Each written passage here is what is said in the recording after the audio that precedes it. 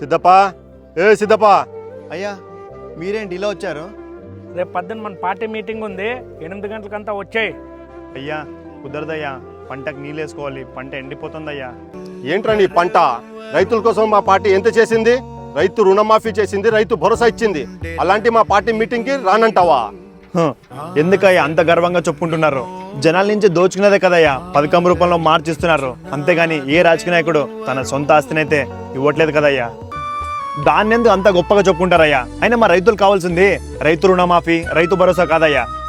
పంట పండించేటప్పుడు నీరు, ఆ పంట చేతికొచ్చినాక మనకు సరిపడేంత ధర, ఇవి రెండు ఇస్తే మిమ్మల్ని ఎక్కడో కాదయ్యా గుండెలో పెట్టుకొని చూసుకుంటామయ్యా. కష్టమంటే తెలిసినోడురా, నిరుపేదరా రైతన్నరా, కడుపు నింపే అన్నం మెతుకురా అన్న